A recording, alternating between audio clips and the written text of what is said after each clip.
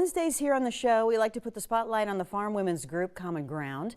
Common Ground is a group of farm women who want to be a resource for consumers who want to know more about how their food is grown. In this segment, volunteer Molly Aden from the Farnham area talks about the upcoming harvest. The harvest season is right around the corner and farmers are gearing up for the upcoming season. Joining me now with more on this is Molly Aden with Common Ground. And Molly's going to tell us a little bit about how producers are preparing, what they're thinking about as we head into the harvest season. So harvest is coming up extremely fast, as it always does.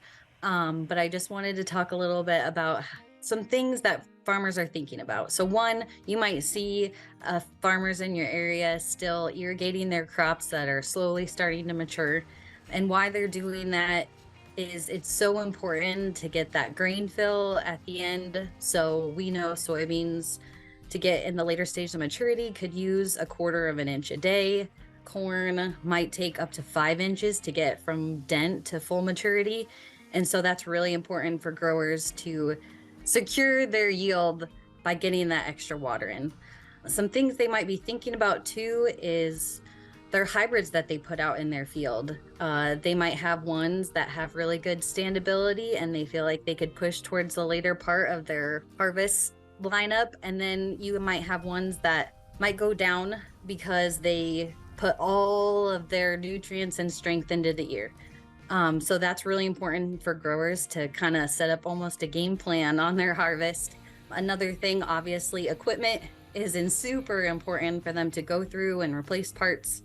Once they're ready to harvest, farmers are trying to watch their fields to get that optimum moisture of their corn, whether it be the elevator wanting it at 15% so they don't get docked on if it's too wet, or soybeans that are 11%.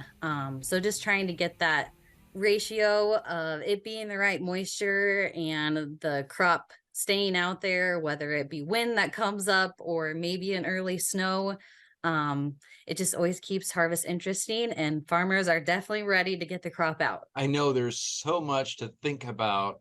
It's not just taking a combine and going in the field and harvesting. There's so many things that producers think about this time of the year. Other parts is maybe someone at home is also starting to prepare meals for harvest, because that is a good thing to think about this time of year. I do have a good recipe to share of a snack that we enjoy taking to harvest, whether it be a ride or even for breakfast.